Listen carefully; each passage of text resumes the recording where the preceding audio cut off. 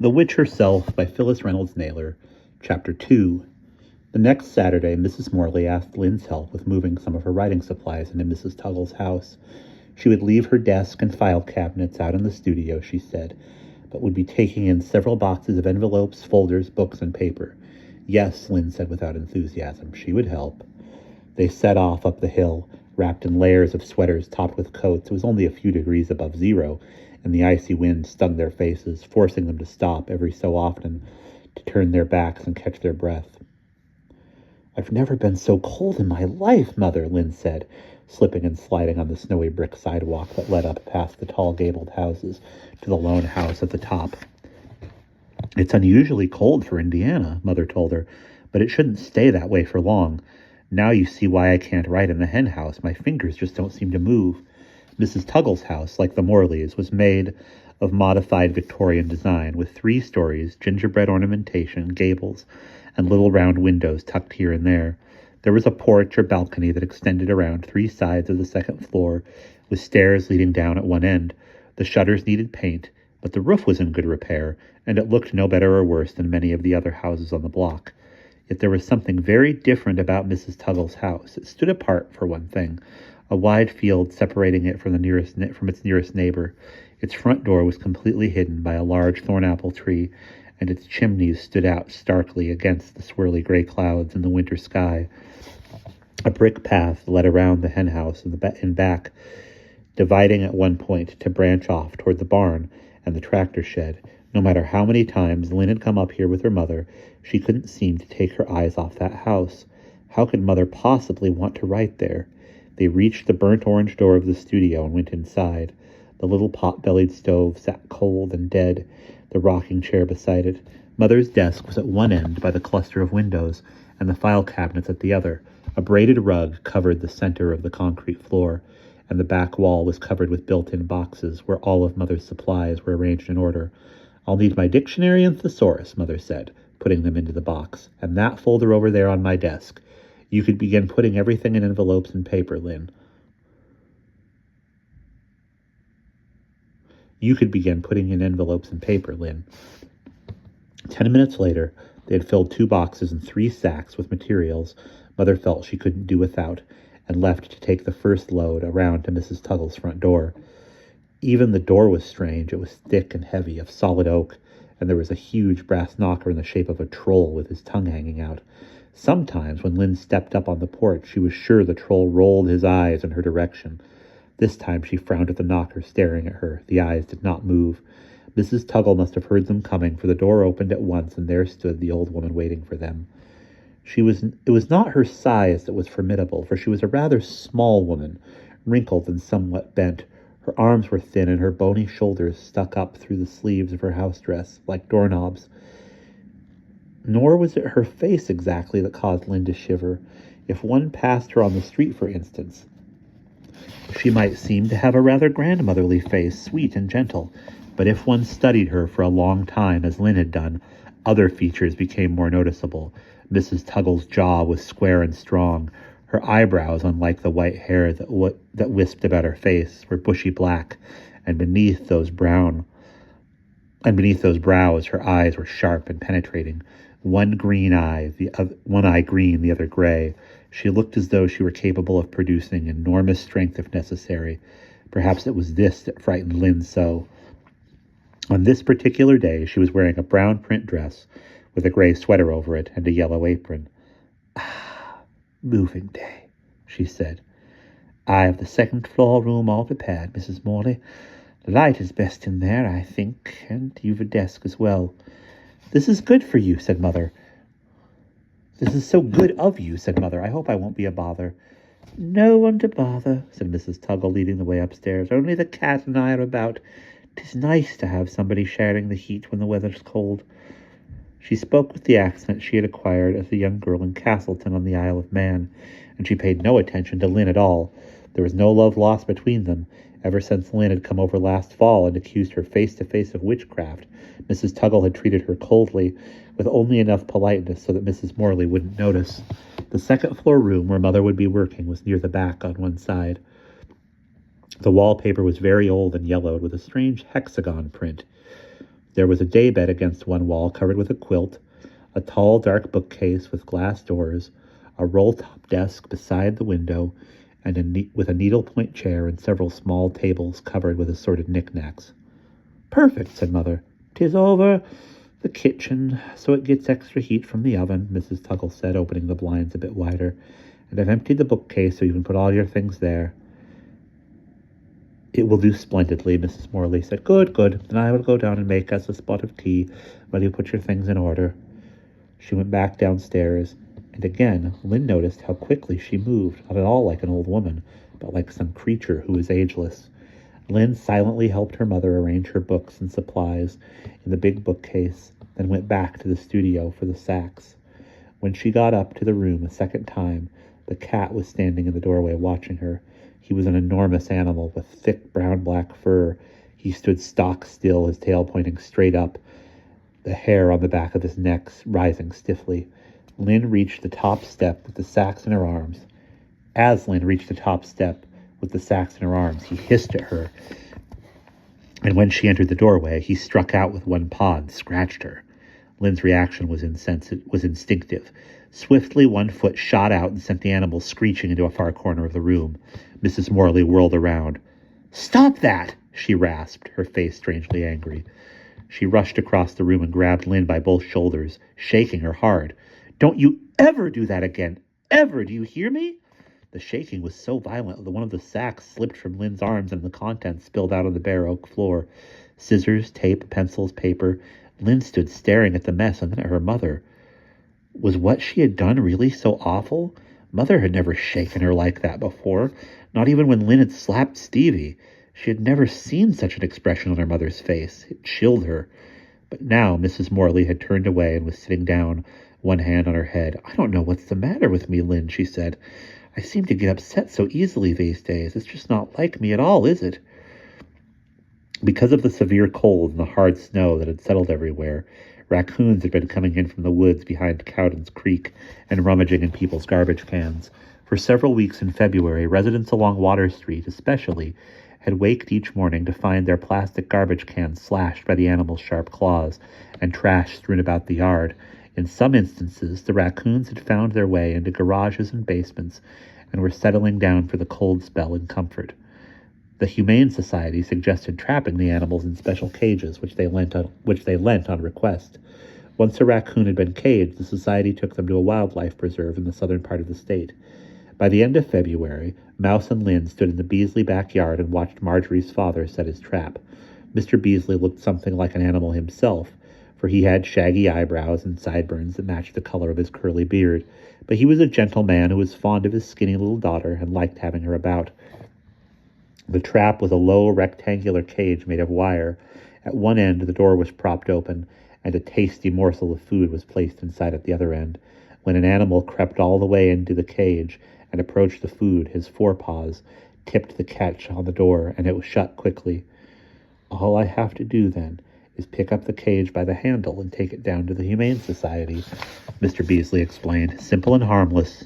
He set the cage beside the garbage cans, blew on his hands to get them warm, and went back inside, the girls behind him. "What if you trap a mother raccoon and the Humane Society takes it away to the wildlife preserve?"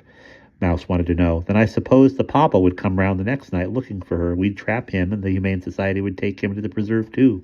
It would be a free vacation for them both." "What if there were babies?" Mouse insisted. Ever since her own mother had gone to Ohio to live, Mouse was very concerned about families. Mr. Beasley got an apple from the refrigerator for himself and set a sack of chocolate chip cookies on the table for the girls. "Raccoon babies are born in the spring and are usually out of the nest and on their own before winter," he said. "I wouldn't worry about it, sweetheart." He went down the hall to his study, and Lynn and Mouse sat at the kitchen table eating cookies. Mouse was still thinking about the raccoons, but Lynn's mind had traveled much farther than that. "Mouse," she said finally, "if Mrs. Tuggle's cat is really her younger brother, bodily transfigured, does it have the brain of a human or the brain of a cat?" Mouse thought it over. "I don't know. Demons are supposed to take the form of lizards or birds or ghosts or something. They're still demons inside, but they behave like the animals they are. I just don't know. It would be part brother, part demon, part cat.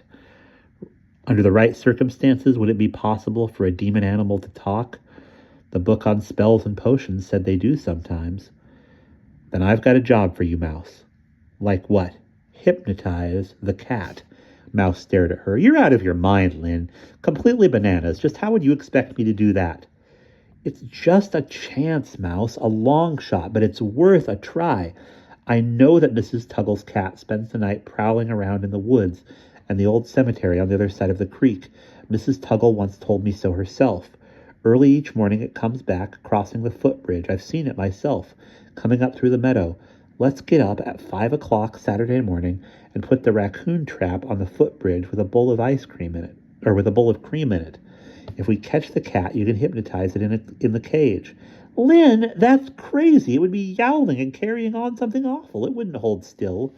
At first it might, but after a while, I'll bet it would calm down. It would crouch there in the cage, watching us with its yellow eyes. Then you could begin talking to it. If the cat's brain is human, maybe it could be hypnotized like anyone else. And then you could ask if its name is C.L. Pritchard and see what it says. If Mrs. Tuggle found out we'd trapped her cat, she'd do something awful. I intend to tell her, and I'll say we're going to keep the cat locked up till Lynn stopped wondering. Till what? Mouse asked. Till she confesses to the town that she's a witch? Till the cemetery thing is worked out? How long do you think we can keep a cat in a cage, Lynn?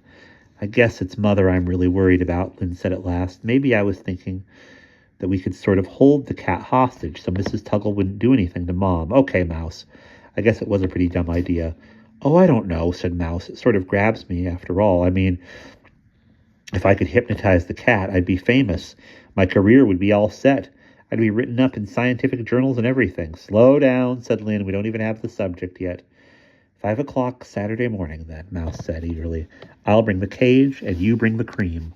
When Lynn's alarm clock rang at 4:45 from under a pillow beneath her bed, she flailed wildly at the air, trying to find where the noise was coming from. And remembering, she turned it off. She heard Judith grunt and turn over from the other side of the curtain. She lay without moving until she felt certain that Judith was asleep again. Then she crept out of bed, pulled on whatever clothes were handy, as many as she could fit on, several socks, t-shirts, jeans, sweaters, and tiptoed downstairs. She pulled on boots and a coat and a knitted cap and gloves, took the cream from the refrigerator and a bowl from the cupboard, and softly went out the back door. She didn't know why she had said 5 o'clock. It was pitch black, as dark as midnight, and the cat would be prowling till dawn. But she had on so many clothes she could hardly walk, and she knew that she would be warm no matter how long she had to wait. 5:15 came, and Mouse was still not there. 5:20, 5:30, the rock where Lynn waited was beginning to be cold after all. Then she heard the crackle of brush, and behind her she saw Mouse in her blue hooded coat coming down the hill in the pre-dawn, the raccoon cage at her hand. It hasn't come by yet, has it? Mouse asked, afraid she might have missed it. No. I woke up, but I was afraid Dad was awake too. I didn't want to go downstairs until I heard him snoring again. What time does he usually wake up? 7. You should be back before then. They went out onto the footbridge and opened the trapdoor of the cage. Lynn poured cream from the container into the saucer and carefully pushed it in as far back as it would go. Then they set the spring and went back to the bushes to wait. It was warmer sitting on the rock together, sharing body heat. Both of them were sleepy and untalkative, and for one brief moment Lynn felt her head nod as her eyes closed. She had an irresistible urge to lean against the Mouse and sleep again. At that moment, she felt a nudge. Lynn, we were just in time. Look. Lynn opened her eyes and squinted through the gray fog. Across the creek, a dark brown object was making its way down the hill from the cemetery, one paw in front of the other, slowly sniffing the air as it came. The girls crouched lower, watching through the spaces in the bush. At first, they were afraid that the cat would not stop at the bridge, but walk on by. It came just to the edge and stopped, sniffing, looking around, tail lashing. It knows, Lynn breathed. I'll bet it knows we're here. This will never work, Mouse. We'll see, Mouse whispered back. Be quiet. Finally, the cat sniffed at the bridge itself and put one paw on the wooden planks, waiting, testing. After another 4 seconds, it began its low, slinky walk across, head down, eyes glistening in the half-darkness. Closer and closer it got to the trap. Lynn felt her heart pounding wildly. Then it saw the cage and stopped, its tail erect. head up, ears stiff. "Oh, Lordy," breathed Mouse. "Will that darn cat never move?" It moved. It walked all around the cage, sniffing, sniffing. Then, testing carefully with one paw, the cat entered the cage slowly, neck stretching, straining to sniff the cream at the other end. The next paw went in, the belly slunk low, the hind feet moved slowly, slowly to the bowl, and suddenly, snap, the metal door clanked behind it, and the cat was inside. A hideous shriek filled the air. It sounded distinctly human. Then the cat went silent. It crouched down in the cage, glaring at the girls who ran down to the bridge. It snarled as they approached, and tried to strike out at Mouse as she grasped the handle, but the mesh on the sides and top were too fine for a paw to get through. The cat was no longer interested in the cream. "We did it," Lynn said jubilantly. "It worked." "I've got to get home and into Dad's car before he wakes up," Mouse said. "I'll tell him I checked the trap and there was no raccoon in it just before he goes outside. I'll take out the cage and put it on the back porch, and as soon as he leaves for work, I'll bring it in and call you." "That's a good idea," said Lynn. "Nobody should be able to hear it yowling in a locked car." She stood watching as Mouse made her way along the creek to her house farther down the row. The cat was strangely silent. When Mouse was out of sight behind the sycamore trees, Lynn started up the hill through the meadow to the Morley garden beyond, still clutching the carton of cream. Suddenly, "Where is my cat?"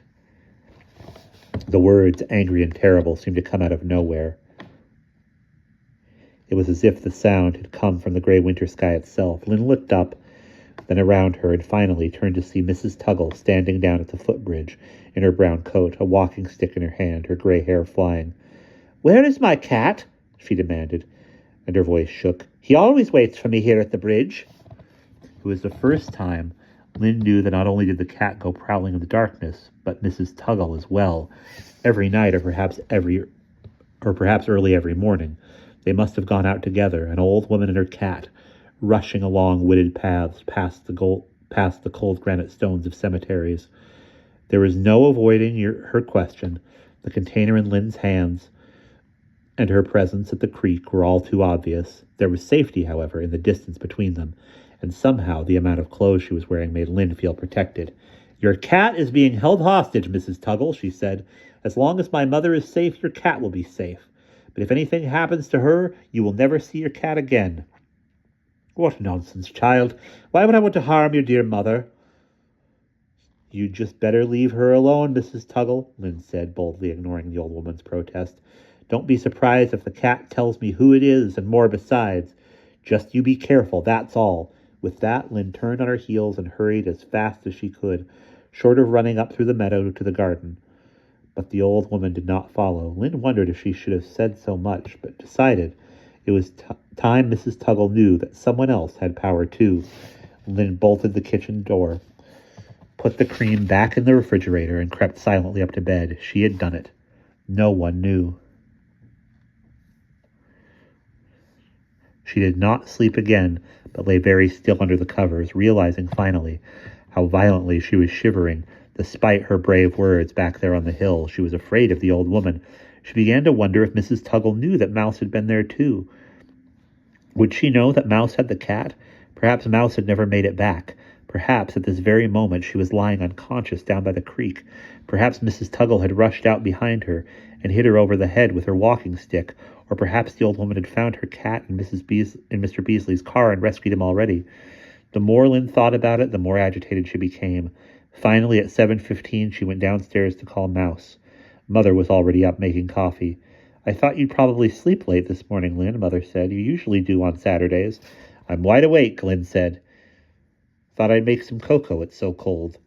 "Yeah, it's supposed to warm up a little tomorrow. I certainly hope so. You're getting very tired of winter, aren't you?" Lynn settled down in the living room with her cocoa, but when Mother went back upstairs to dress, she dialed Marjorie's number, speaking in low tones so Mother couldn't hear. "Everything's fine," Mouse assured her. "Dad's almost ready to leave, and as soon as he does, I'll bring the cat inside." Half an hour later, however, the phone rang in the Morley hallway, and Lynn answered. It was Mouse, and she was crying. "Mouse, what's wrong?" "Oh, Lynn, I never dreamed it would happen." "What, Mouse, what?" "The cat," wept Marjorie. "It's dead."